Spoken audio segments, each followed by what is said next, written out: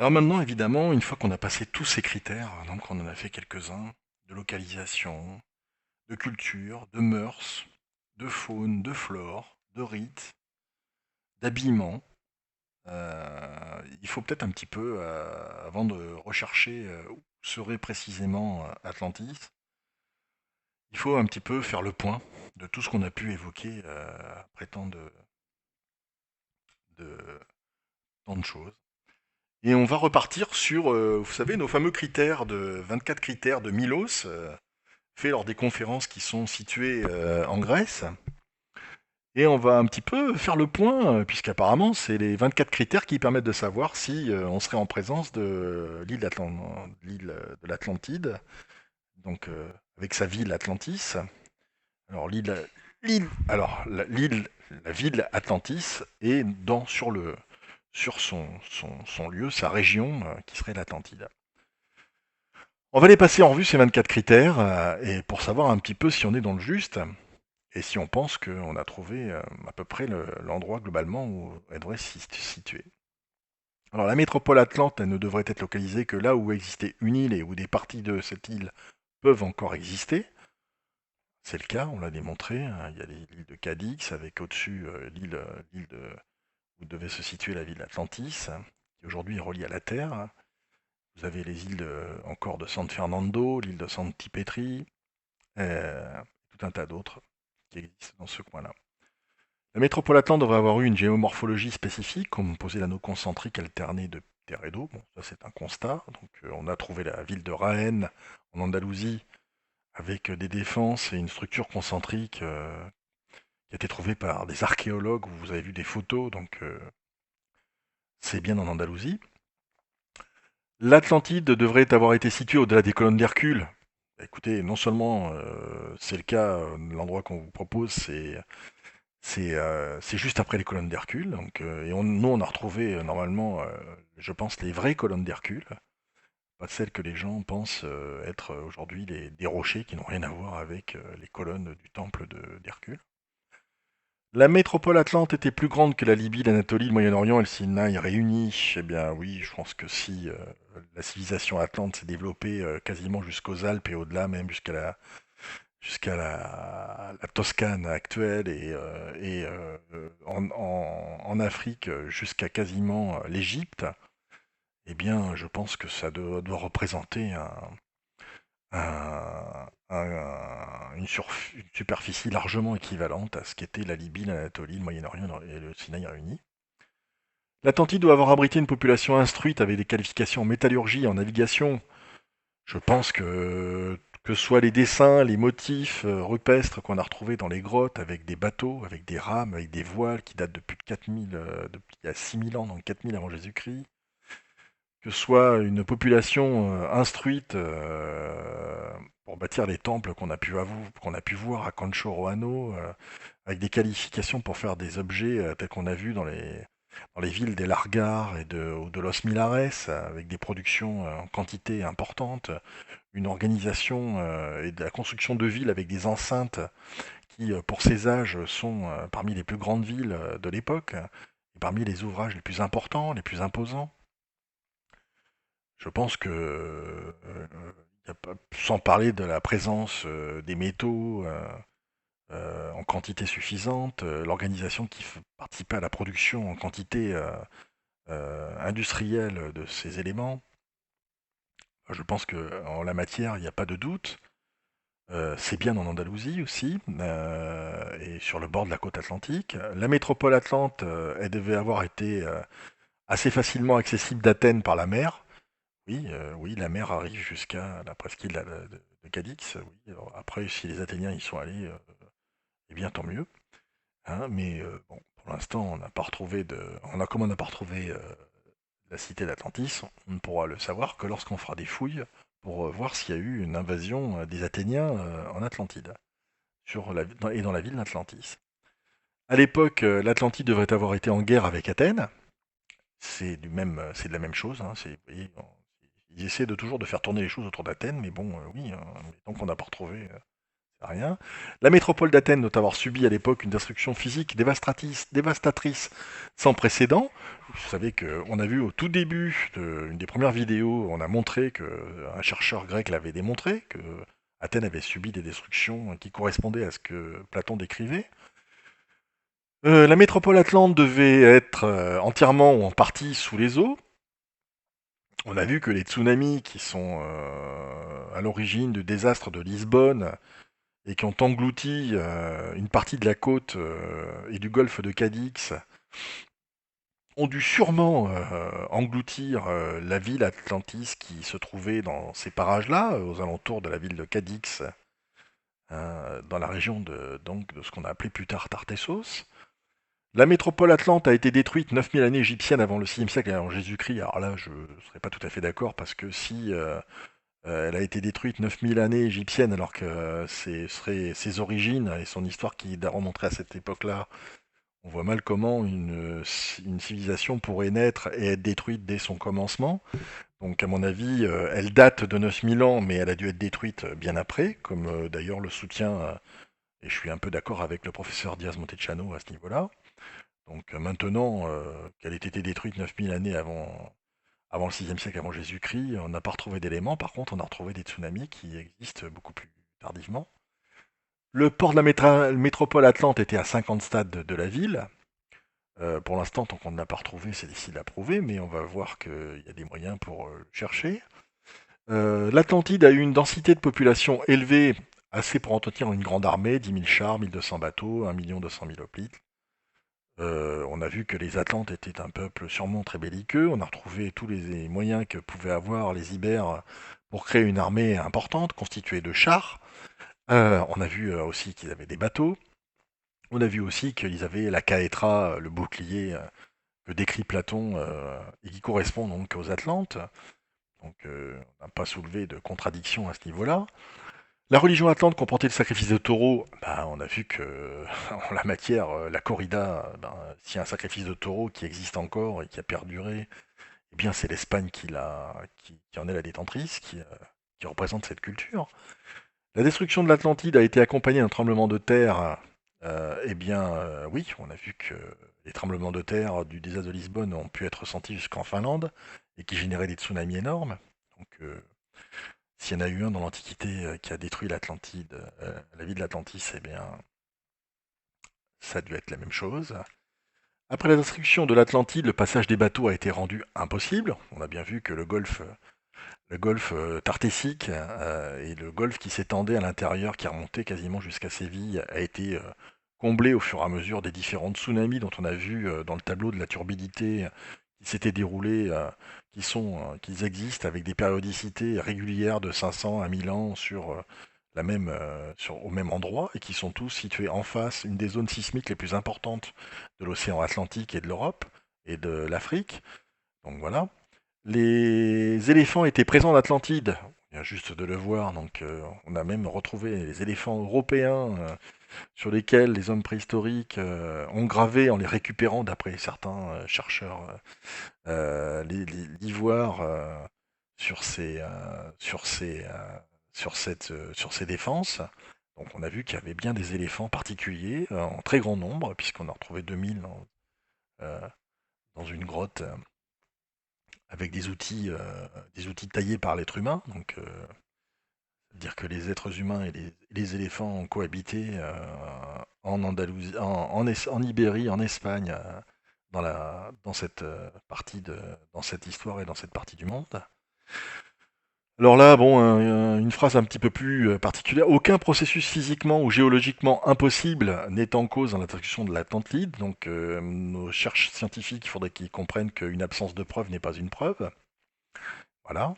Mais bon, ça c'est de la logique, c'est de la logique, hein. C'est voilà. Je pense que c'est peut-être une matière à réenseigner en faculté d'archéologie ou d'histoire. Absence de preuve ne vaut pas preuve. Des sources chaudes et froides avec des dépôts de minerais qui étaient présentes en Atlantide. On a retrouvé des sources thermales, des dépôts de minerais au niveau du Rio Tinto en Andalousie, des sources même présentes, deux sources comme dans la ville de l'Atlantis présentes à Cadix et sur l'île du temple d'Hercule sur l'île de Sancti-Pétri. Et puis ensuite, la suite, la métropole Atlante qui était située sur une plaine côtière de 2000 aux 3000 stades était entourée par des montagnes qui tombaient dans la mer. On a démontré que si on prend le stade égyptien, ça correspond exactement aux mesures que nous donne Platon. L'Atlantide commandait d'autres États pendant la période. On a vu que, bah oui, effectivement, si l'Atlantide allait jusqu'à l'Égypte et allait jusqu'à la Toscane, eh bien, elle devait sûrement commander à d'autres régions, y compris jusqu'aux Baléares, y compris, elle a dû coloniser, puisqu'il y a l'histoire de Norax qui a été colonisé la Sardaigne, et qui venait d'Afrique du Nord, qui avait été chassé justement par une guerre. On a vu que les Crétois, il y a des recherches génétiques, pardon, que les Crétois étaient une population qui était plus d'originaire d'Europe occidentale. Euh, quand même, ça fait beaucoup. Et donc l'Atlantide commandait sûrement à d'autres États pendant cette période, hein. C'était un peuple conquérant. Les vents en Atlantide venaient du nord, donc seulement dans l'hémisphère nord, bah oui, on l'a vu, hein, ils venaient du nord. Et d'ailleurs, ils en étaient protégés, comme le dit Platon, surtout, ils en étaient protégés par une chaîne de montagnes, c'est surtout ça qui est important, hein, mais qui ne figure pas dans ces critères de Milos. C'est un peu dommage. Les roches en Atlantide étaient de diverses couleurs, noires, blanches et rouges. On a vu que les plus belles pierres, les plus beaux marbres sont en Andalousie, des marbres extrêmement blancs, des marbres extrêmement rouges et des marbres extrêmement noirs. Donc voilà. Il y avait des canaux pour l'irrigation en Atlantide. Alors, on a parlé beaucoup des rivières et des fleuves en termes d'irrigation en Atlantide, mais si vous regardez une carte de l'île qui est du moins des terres qui sont en face, l'île de Cadix, notamment au nord de Puerto de Santa Maria, vous allez voir énormément de canaux d'irrigation dans cette partie-là. Et pour le dernier argument, chaque cinquième et sixième année, les Atlantes sacrifiaient des taureaux. C'est un peu redondant avec d'autres critères. Eh bien, effectivement, s'il y a un peuple qui sacrifie des taureaux, c'est le peuple espagnol, ce sont les Ibères. C'est en Espagne, avec encore de nos jours la corrida. Donc je crois qu'à part quelques incohérences qui sont liées plus aux dissensions entre les scientifiques sur les 24 critères de Milos, je pense qu'on a rempli, eh bien, sauf les dissensions et les mauvais esprits qui viendront toujours de toute façon critiquer ce que font les autres, et c'est normal, eh bien je crois que, en ce qui me concerne, je pense qu'on répond dans notre étude à 99% des critères de Milos.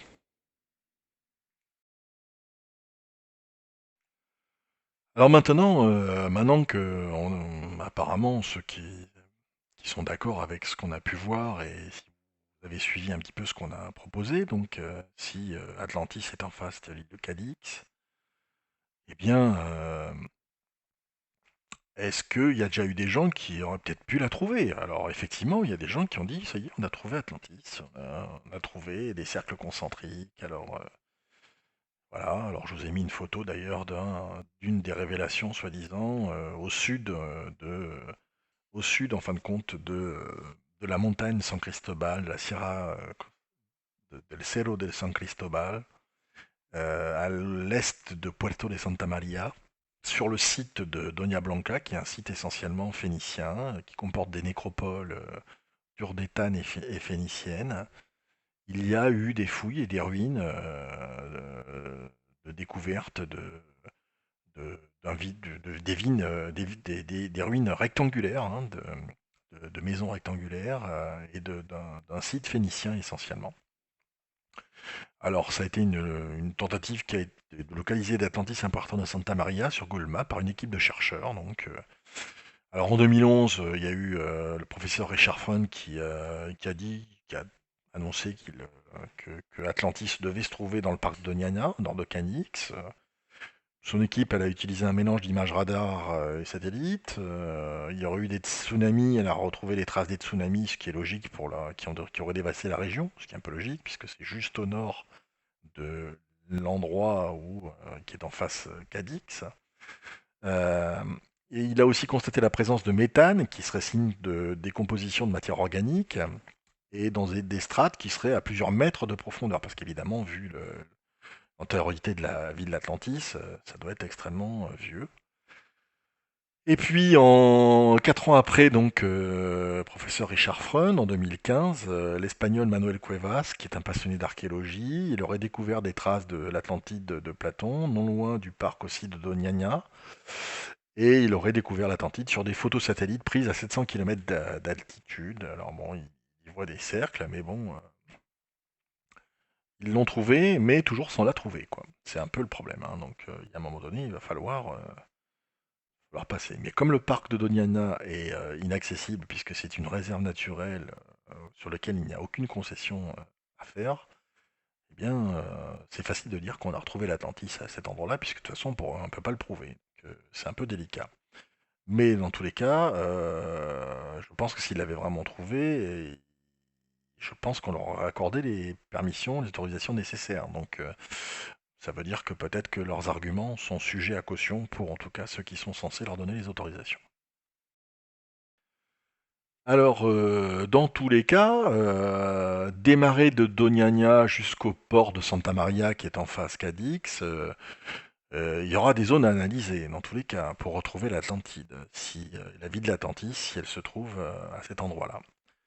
Alors, il faut quand même parler un petit peu du caractère très ancien d'Atlantis, qui rend quand même assez difficile les découvertes, puisque depuis 10 000 ans, d'abord le niveau des mers il a monté de 220 mètres, donc il peut y avoir des éléments qui sont architecturaux qui peuvent être sous-marins. L'archéologie maritime, elle est en plein décollage, elle est en train, c'est une science naissante en fin de compte, qui a une petite dizaine, une vingtaine d'années. Et elle demande des moyens matériels très très importants, en termes de plongée, de bouteilles, d'éléments, de logistique, d'outils adaptés, de méthodes particulières. Donc tout ça, c'est un peu en train d'être défini. La plongée aussi en haute profondeur est source de difficultés, avec des découvertes potentiellement faibles sur l'investissement consenti. Donc faut mettre beaucoup de moyens pour avoir de faibles résultats. Il y a déjà des éléments qui ont pu être retrouvés sur la côte, en fin de compte, avec les différents documentaires, toujours avec le professeur Diaz Montechano, ou bien aussi euh, des éléments faits sur le documentaire avec la recherche de l'Atlantide, avec Simsa Jacobovici et le professeur Freund. Il y a des éléments là-dedans qui font voir ce qu'ils ont pu un peu mettre en évidence. Dans tous les cas, il faut un petit peu regarder le profil que ça peut donner, tout ça, si on est en bord de côte à cet endroit-là de l'Atlantide, de l'Atlantique. Si le niveau de la mer, comme on peut le voir sur le schéma, a monté de 120 mètres, il faut aussi compter la sédimentation qui a dû s'opérer sur les terres, qui peut monter jusqu'à 100 mètres. Alors jusqu'à 100 mètres pour 15 minutes de plongée, il y a 50 minutes de palier de décompression, soit un quart du temps de plongée qui est opérationnel. Donc ça veut dire qu'il faut, pour faire pour fouiller pendant 1 heure, il vous faut 4 heures, quoi. Enfin, donc c'est infernal. Donc à mon avis, c'est très limité et ça va être très difficile de fouiller et de faire des fouilles pour retrouver des éléments factuels sous la mer. Maintenant, il y a des tâches qui peuvent être réalisées par des robots. Elles sont aussi limitées parce que les robots, ils évoluent, mais bon, ils sont pas encore tout à fait au point. Notamment sur un site qui peut être enfoui avec sous des sédiments marins qui sont à très grande profondeur. Il faudrait envoyer des suceuses avec des tuyaux qui sont flexibles et qui descendraient à autant de profondeur avec tous les risques que ça peut comporter. Ah bon, c'est très compliqué. Et sans parler des 100 mètres 120 mètres de montée du niveau des mers sur lequel on pourrait trouver cette partie-là submergée depuis cette époque. des vestiges. Et il faut aussi tenir compte donc du remblaiement en fin de compte terrestre qui a pu être fait par les alluvions déposées par les fleuves, ces fleuves qui sont parmi ceux qui charrient un maximum de matière. Et donc le remblaiement terrestre d'un site alluvial, il peut aller de 1 mètre par siècle pour les plus rapides à 1 mètre par millénaire pour les plus lents. Donc ce qui nous donne un potentiel de 100 mètres maxi. Donc vous voyez que donc en fin de compte, pour 10 millénaires, il faudrait donc creuser entre 10 et 100 mètres de terre en profondeur, maximum. Donc vous voyez que par rapport, donc en gros, ce qu'on peut imaginer, c'est que vous voyez, la zone de fouille, au maximum, c'est celle que je vous indique en vert, c'est-à-dire 100 mètres de maximum de profondeur et en mer, 120 mètres de profondeur. Ça limite quand même énormément les moyens qu'on a.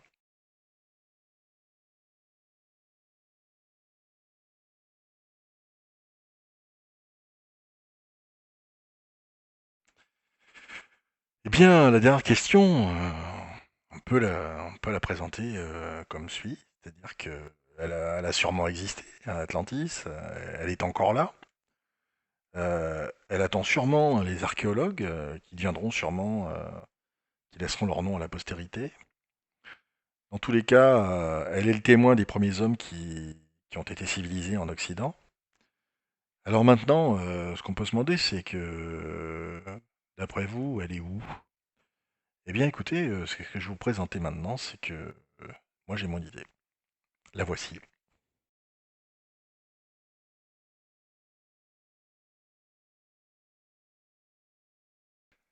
Donc, après avoir passé en revue donc toutes les informations et validé les 24 critères de Milo euh, sur la localisation de l'Atlantide et de sa capitale Atlantis en Andalousie, euh, avec tous les arguments que je vous ai donnés dans les précédentes vidéos, cette vidéo va me permettre d'essayer de zoomer un petit peu encore une fois et d'essayer de trouver une localisation possible d'Atlantis, de la capitale. Donc pour cela, je vais utiliser essentiellement Google Earth et, euh, et on va commencer par le principal élément d'une localisation qui serait en fin de compte qui est les colonnes d'Hercule que on a ensemble donc repositionné non pas dans le détroit de Gibraltar comme les gens le pensent en associant les colonnes d'Hercule à des montagnes, qui n'a rien à voir, mais plutôt à de véritables colonnes qui existaient sur l'île de Sancti devant le temple de Melkart ou Héraclès ou Hercule, suivant les civilisations telles qu'il était nommé. Et donc devant ce temple d'Hercule, il y avait 2 colonnes qui servait donc, comme on l'a dit, à indiquer le coût de la construction et sûrement peut-être les bienfaiteurs qui avaient participé à son édification, les, les monarques, les rois. Et donc Platon indique que par rapport à ces colonnes d'Hercule, eh bien, Atlantis, l'Atlantide est juste en face, juste après. Donc c'est ce que nous allons faire. Donc je vais zoomer sur cet endroit. Donc vous voyez qu'on se situe sur l'île de Sancti-Pétri. Hein, vous la voyez là, on la voit, on la devine, avec l'emplacement du temple d'Hercule, sur lequel aujourd'hui existe un fort. Hein, mais ça a été fouillé, donc on a retrouvé des ex-voto avec des statues d'Hercule et de Melkart.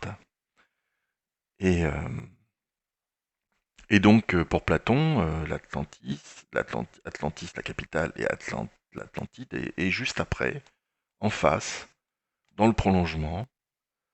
Donc vous voyez que ici, si je dézoome par rapport aux colonnes, on se retrouve bien par rapport aux cartes sur les papyrus au sud de l'île de Cadix. Cadix qui autrefois était composée de 2 îles. De Cadix c'était le nord simplement de l'île et l'île de Cotinoussa était cette branche-là qui est raccordée aujourd'hui à l'île de Cadix. Donc on parle maintenant de l'île de Cadix, c'est les deux. Mais dans l'Antiquité, il y en avait deux. Ici, l'île de San Fernando, qui est maintenant raccordée par des marais au continent, par des ponts, des routes, etc. Donc tout ça c'est continu, mais à l'époque ici c'était vide, on le verra tout à l'heure. Ici le golfe du, du premier fleuve, le Guadalete, hein, qui était largement beaucoup plus ouvert, on va le voir ici, donc qui faisait le Y. Hein. Et donc ici avec ensuite le parc de Doñana et l'ancien lac Ligure que l'on devine, tout ça ce sont des marais salants, de la culture, je crois même qu'il y a des rizières, vous voyez ici c'est extrêmement cultivé. Et donc ici cette partie qui autrefois était une île, hein, voilà, parcourue de canaux. Hein. Ici vous avez la ville principale qui est Reges de la Frontera. Vous avez Puerto de Santa Maria, qui est au sud. Vous avez Rota et Chipiona. Et ici, la ville, sur l'emplacement d'une ancienne colonie de Sidon, phénicienne, si ma mémoire est bonne, et vous me corrigerez, de Puerto Real. Donc ici Real, Puerto de Santa Maria, l'est de la Frontera, Cadix et nos colonnes d'Hercule. Donc les marins arrivent le long de la côte en cabotant, donc en longeant la côte. Et nous allons aborder maintenant les thèses.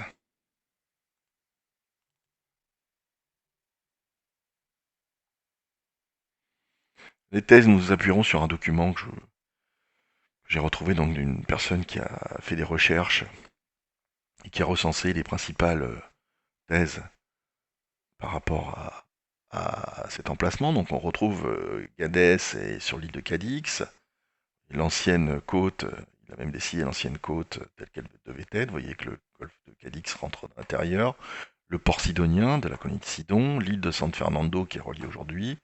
Ici donc l'île de Sancti Petri, la carte n'est pas tout à fait conforme au littoral, et vous avez les différentes thèses. Donc vous avez la thèse de Schulten, la théorie de Schulten, hein, qui met Atlantis ou Tartessos au niveau du parc de Doñana, la pointe extrême du parc de Doñana, qui est aujourd'hui l'embouchure donc du Guadalquivir, hein, qui est ici. Vous avez qu'ici, vous avez l'embouchure avec le golfe du Guadalete, qui est dans le golfe de Cadix, hein, le golfe de Cadix et tout ceci. Hein. Ici, le golfe de Tartessos, ou golfe Ligustinus, lac Ligustinus, ça dépend comment il est nommé, suivant les époques. Vous avez ensuite la théorie de Siria et Peña, qui localise, en fin de compte, la ville d'Atlantis et Tartessos au sud du camp romain, à Jerez de la Frontera. Vous avez donc les Romains se mettaient souvent à côté des villes indigènes pour mieux les contrôler et imposer leur culture, hein, et en fin de compte faire des vases communicants entre les anciennes villes et les nouvelles. Ensuite, vous avez la troisième théorie qui serait la théorie de Peyman et Ciocomelli, qui ferait situer Tartessos et l'Atlantide à Astaregia, sur une espèce d'oppidum, une table un peu élevée, au nord-est. Vous avez ensuite la théorie de Gracia et Bellido, qui la mettrait sur l'île de San Fernando, hein, en face le port, la colonie du port sidonien. Et vous avez la théorie, je crois que c'est un amateur, la théorie de Hebke qui reprend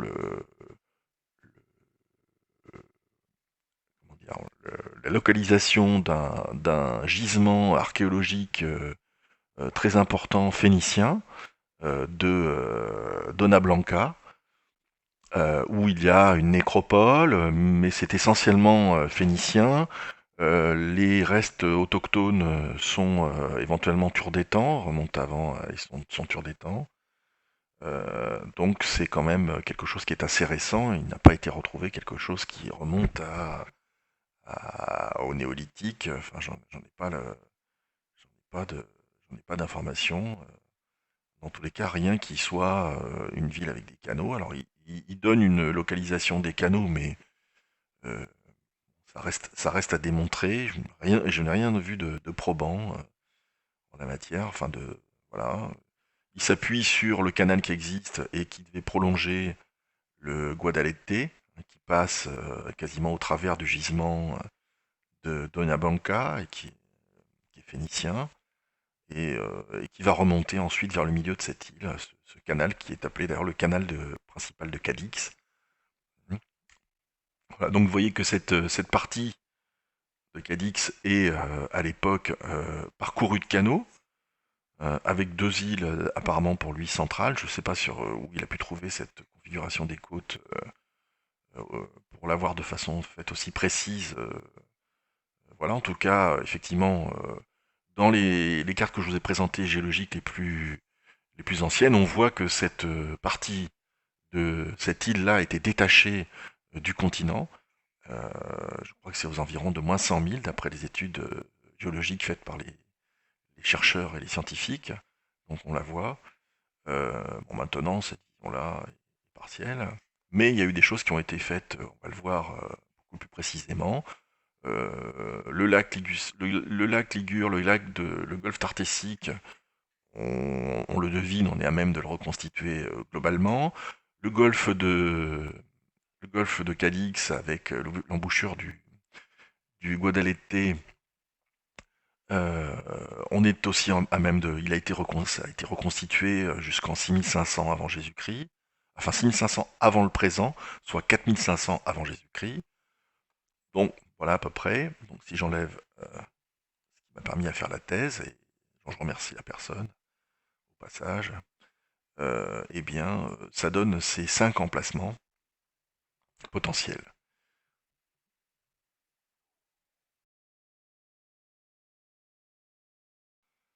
Alors nous allons maintenant voir la partie qui concerne donc justement comment était configurée la côte ancienne. Alors je me suis inspiré de documents toujours officiels et scientifiques, soit faits par l'université de Séville, de Cadix, soit par donc des cartes qui existent sur notamment l'Antiquité pour le golfe de Tartessos ou golfe Ligustinus, donc qui existait auparavant, même si c'est pas vraiment là que vont se porter nos recherches, puisque nos recherches vont se porter sur cette île principale, qui était une île autrefois détachée, hein, et on voit bien que d'ailleurs toutes les localisations qui ont tenté d'être faites tournent autour. En ce qui concerne ma thèse, elle est plutôt localisée dans cet endroit-là. Donc on va essayer, dans un premier temps, de border la côte ancienne, de reconfigurer la côte telle qu'elle pouvait être dans une antiquité extrêmement... dans la haute antiquité, une antiquité extrêmement lointaine. Pour ça, donc, je vais vous montrer une carte faite par, justement, donc, une carte de 6500 before present, donc avant le temps présent, c'est-à-dire en moins 4000 avant Jésus-Christ. Donc vous voyez ici ce que ça peut donner. Donc vous reconnaissez les îles de Cadix, Santipétri qui est ici, un banc de sable, Santipétri, le banc de sable, Cadix et Cotinoussa, ici, qui à l'époque ne sont pas reliés. On retrouve ici l'avancée qui est là, cette avancée, elle est ici, tout ça, ça a été complet depuis. C'est le port de la colonie de Sidon, l'île de San Fernando, et tout ceci n'existe pas. Et on retrouve l'avancée du golfe de euh, la baie du Guadalete, en fin de compte, devant la baie de Cadix. Donc tout ceci est extrait donc de recherches faites par des savants, Osvaldo Arteaga, Schulz, qui sont de l'université de,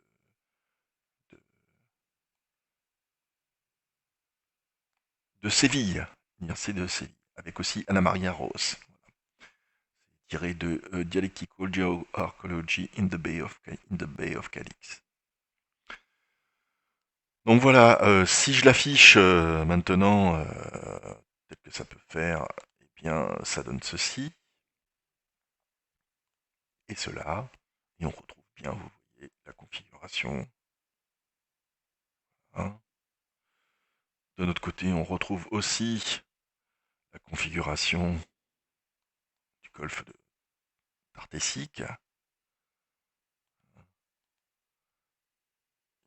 Vous voyez que ça correspond, on devine le tracé avec les zones marécageuses encore aujourd'hui. Et tout ça, ça correspond à quelque chose qui a existé. Alors le tracé, vous voyez qu'il bouge un petit peu sur le devant ici, donc je me suis inspiré aussi d'éléments scientifiques qui indiquent là où la côte avance, là où il y a des dépôts en fin de compte sédimentaires, et là où elle recule. J'ai essayé d'en tenir compte, c'est pour ça qu'ici vous voyez une petite partie de, de mer en fin de compte, puisqu'ici en fin de compte la côte est rognée. Ici en revanche, enfin du moins oui, la côte a été rognée depuis le début. Ici en revanche elle était beaucoup plus loin à l'intérieur des terres, donc ça a dû ici elle avance en fin de compte, et donc il a fallu que je recule. Ce qui donne une configuration, alors certes approximative, parce que ça n'a pas été étudié, j'ai rien trouvé en la matière de ce côté-là, mais globalement, ça ne joue pas autant que ça recule de quelques centaines de mètres, et voilà, voilà ce qu'on peut en dire. Une autre, une autre image de moins 5500 à moins 1000, vous voyez, de cette baie hein, qui est en face des colonnes d'Hercule, par là où on arrive, avec le Y qu'on a vu sur les papyrus égyptiens. Vous voyez. Donc vous retrouvez en fin de compte que ça c'est fait par l'Institut, c'est l'Université de Cadix, donc Historic Evolution of the Bay of Cadix, voilà, Instituto Andaluz del Patrimonio Histórico de l'Université de Cadix. Donc vous voyez que c'est sensiblement la même chose. On retrouve la pointe de Puerto de Santa Maria, hein, la pointe de la colonie de Sidon avec Puerto Real, ici donc l'île de San Fernando. Bon, voilà. Vous voyez l'évolution, comment la baie se comble, comment les îles se rejoignent. Avec les îles au début de Cadix, il y en a plusieurs, avec l'île de Cotinoussa, ici. Hein. Vous voyez aussi l'avancée qui se crée devant le port de Santa Maria, ici, et qui n'existait pas à l'époque. Voilà, en ce qui concerne la côte ancienne et sa reconstitution.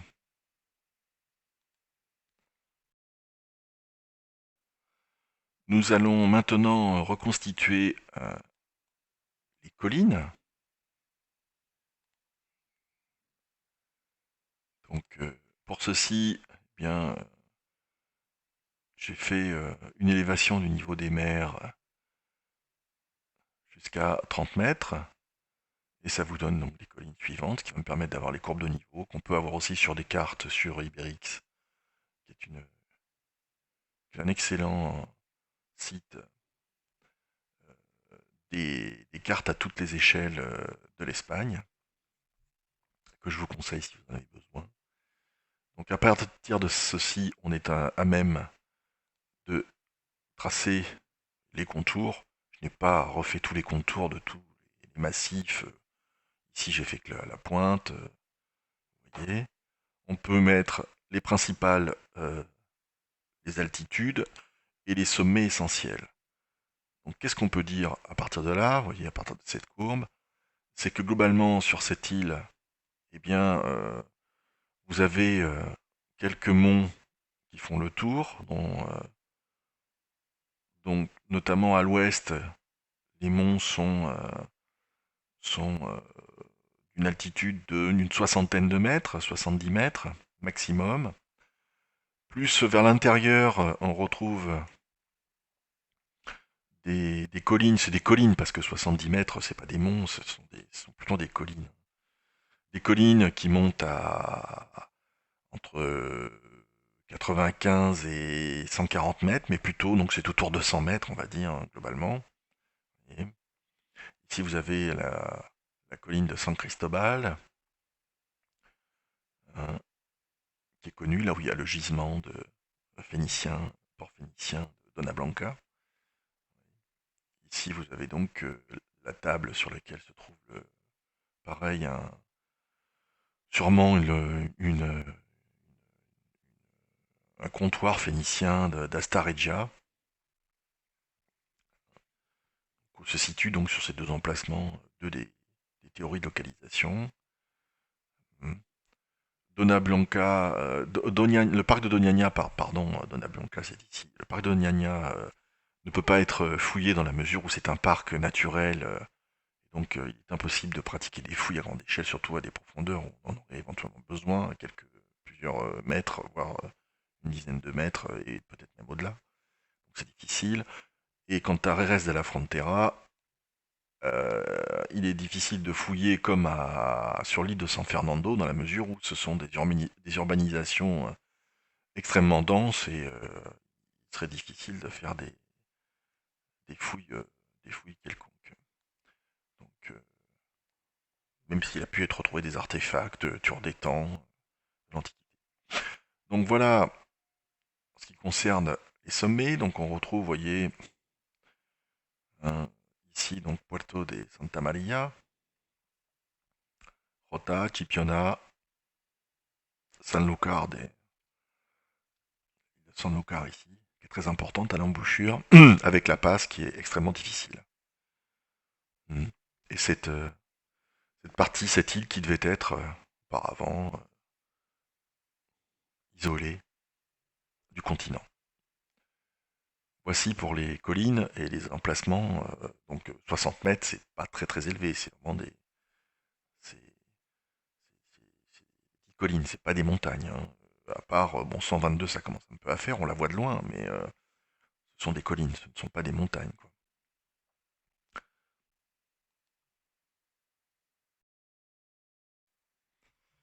Nous allons maintenant euh, remettre les fleuves, puisque d'après Platon, donc les fleuves, Atlantis était les deux fleuves, sûrement le Guadalquivir et le Guadalete, se rejoignaient sur l'île concernée sur la capitale Atlantis. Hmm. Donc on peut dézoomer un petit peu pour voir qu'il y a deux véritablement thèses en fin de compte. Il y a même des gens qui placent parfois, éventuellement ici, mais il n'y a rien qui a pu être retrouvé, l'Atlantis sur cet endroit-là, puisqu'ici vous avez un petit fleuve qui s'appelle le Rio San Pedro, qui vient des montagnes du sud. Mais en tout cas, le principal, les deux fleuves, le principaux, qui pourraient constituer d'ailleurs les fossés qui faisaient le tour de l'Atlantide, c'est vraiment le Rio Guadalete, hein, et le Guadalquivir qui à l'époque descendait jusque-là, mais on pouvait considérer qu'il devait déjà y avoir des marées, que ça devait être plus ou moins praticable, et qu'on devait considérer qu'il arrivait par cette île et qu'il devait se rejoindre au milieu sur cette île. On peut l'imaginer. On peut l'imaginer. Vous voyez, on peut imaginer en fin de compte que le lac le golfe de Tartessos était considéré comme étant le fleuve en fin de compte, et il devait y avoir déjà peut-être une barre ou des îles qui devaient fermer le passage, et donc le Guadalquivir arrivait dans ces eaux-là et que c'était des bras, c'était un estuaire en fin de compte, qui se répandait à l'intérieur de cette île qui était la plus grande à cet endroit-là. Donc, et le Guadalquivir, je dézoome un peu, hein, fleuve immense, le Guadalete et le Rio San Pedro, le petit Rio San Pedro qu'on va enlever parce qu'il ne sert pas à grand chose. Vraiment, je sais même pas s'il existe à l'époque, il se jetait peut-être dans le Guadalete, je n'en sais rien, mais en tout cas, les deux fleuves principaux, ce sont vraiment le Guadalete et le Guadalquivir. Et c'est ce dont mentionne Platon, et quand il parle des fossés qui font le tour de, de l'Atlantide. Ici, vous voyez que ce sont des montagnes, c'est les montagnes du sud, c'est la cordillère bétique qui remonte, hein, et le Guadalquivir, lui, longe la Sierra Morena au nord,